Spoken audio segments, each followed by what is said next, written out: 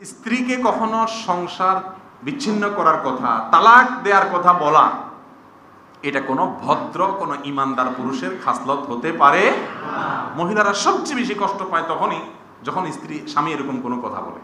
আমাদের মতো অনেক স্বামী আছে না, না এরকম কথায় কথায় বলে, কথায় কথায় খোঁটা দেয়, মনে হয় যে তার দয়ার তলে। একটা সহজ কথা বলি, মুসলিম ফ্যামিলিতে স্ত্রীরা স্বামীদের জন্য যত বড় নেয়ামত, আল্লাহর জমিনে এর চাইতে বড় আর কোনো নেয়ামত নাই। রাসূল করিম সাল্লাল্লাহু আলাইহি সাল্লাম বলেছেন এটা, আদ-দুনিয়া কুল্লুহা মাতা। দুনিয়াতে আল্লাহ তাআলা যা কিছু রেখেছেন সবকিছুই আল্লাহ রাব্বুল আলামিন মানুষের জন্য নেয়ামত হিসেবে দিয়েছেন। ওয়া খায়রু মাতা'আদ দুনিয়া আল মারআতুস সালিহা। আর দুনিয়াতে যত নেয়ামত আছে এর ভিতরে সবচেয়ে বড় হলো একজন নেক, একজন ভালো স্ত্রী। তার চাইতে বড় উপভোগের বস্তু আর হতে পারে না। আপনি চিন্তা করেন, আপনার সন্তান জন্ম দিবে, আপনার চরিত্রটা ঠিক রাখবে, আপনার ঘরে সমস্ত কাজ করবে। আরে ভাই, কাজের লোক যদি রাখেন বাসায়, মাসে কত টাকা দেওয়া লাগে? 5,000 10,000 টাকা দিয়ে 24 আওয়ার্স কাজের লোকের সার্ভিস পাওয়া কঠিন হয়ে যায়। সেখানে কাজের লোকের সার্ভিস পাচ্ছেন, আপনার চরিত্র হেফাজত করতেছে ফুল, এরপরে আপনার বাচ্চা কাচ্চা জন্ম দিচ্ছে, আপনার পরবর্তী বংশধর দাঁড় করাই দিচ্ছে। আর কি চান? এই সার্ভিসগুলোর যদি মূল্য দিয়ে হিসাব করেন, কিয়ামত পর্যন্ত মূল্য পরিশোধ করা যাবে না। একটু চিন্তা করে দেখেন তো, মিলান তো বাস্তবতার সাথে। এত কিছু সার্ভিস দেওয়ার পরে যদি সে একটু উল্টাপাল্টা বলে, উল্টাপাল্টা করে, একটু বেলাইন হয়, বেলাইনে যায়, তার কথায় আপনি বেলাইনে যায়েন না, কিন্তু তার বেলাইন কাজগুলোকে, কথাগুলোকে হজম করার চেষ্টা করা উচিত কি উচিত না বলেন? প্রিয় ভাইরা আমার, শ্বশুর বাড়ির লোকেরা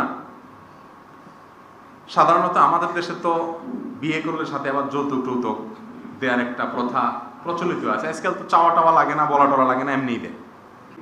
যে ওই চিপায় মেয়ের বাপ অটোমেটিক পড়ে যায়, কোনো উপায় নাই, দিতেই হয়, খুশি হয়েই দেওয়া লাগে, এছাড়া কোনো উপায়। তার পেছনে যত ইনভেস্ট, যত খরচ, যত সময়, এগুলো সব ব্যয় করছে কে? মেয়ের বাপ মা, তাই না? আচ্ছা, এই মেয়েকে এসএসসি, এইচএসসি বা যত পড়াশোনা করাইছে, এই পড়াশোনা করাইছে টাকা পয়সা খরচ করে বাপ মা। এই পড়াশোনার সুবিধাটা ভোগ করবে কে? স্বামী। কিভাবে? তার ছেলে মেয়ে পড়াবে, তার সংসারে ওইটার সার্ভিস দিবে। ভোগটা কি বাপ মা করে? ইনভেস্টটা করে বাপ মা, ভোগ করতেছেন আপনি, ঠিক না? ঠিক। খাওয়ায়া পড়ায়া ট্রিটমেন্ট করে মেয়েটাকে একজন বড় মানুষ, অ্যাডাল্টে পরিণত করে দিছে।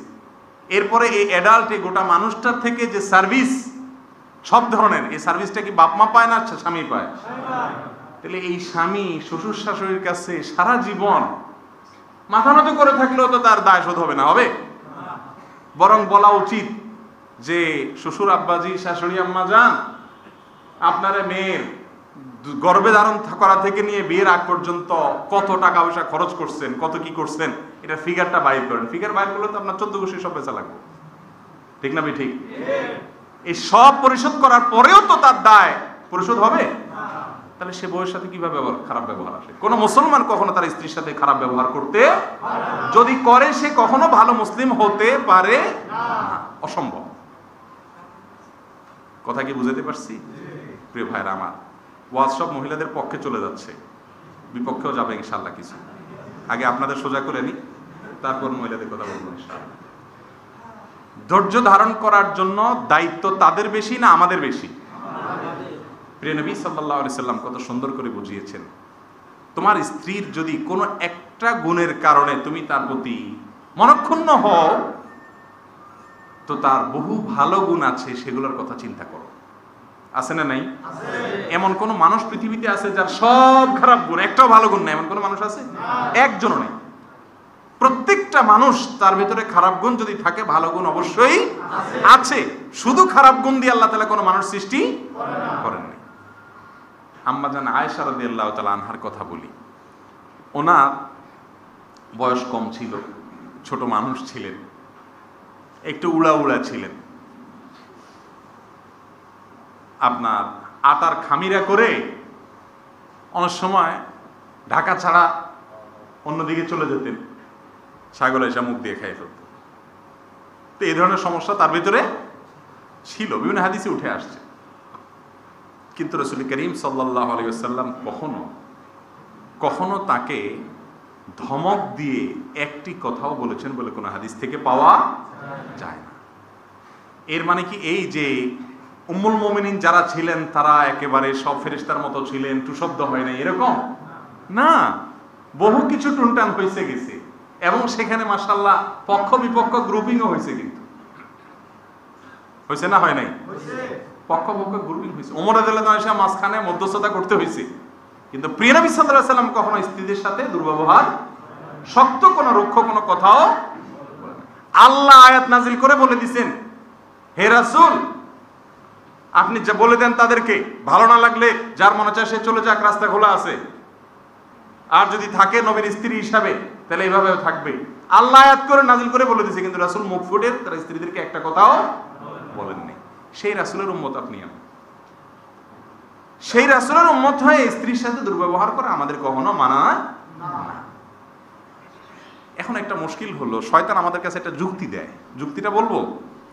যুক্তিটা হলো, শয়তান বলে যে তাকে শাসন তো আমাকেই করতে হবে, আমাকেই তো শাসন, আমি শাসন না করলে সে শিখবে কোথায়? সুন্দর একটা যুক্তি না? শয়তান এই যুক্তি দিয়ে এবার আস্তে আস্তে আপনারা এই পাওয়ার দেয় আর কি। এবার একটা খারাপ কথা বলেন, আরেকটা বলেন, ঝগড়া হয়, জাটি হয়, বাবার বাড়ি চলে যাও, এবার আস্তে আস্তে নিজের দিকে নামা শুরু হয়। ঠিক না বেঠিক?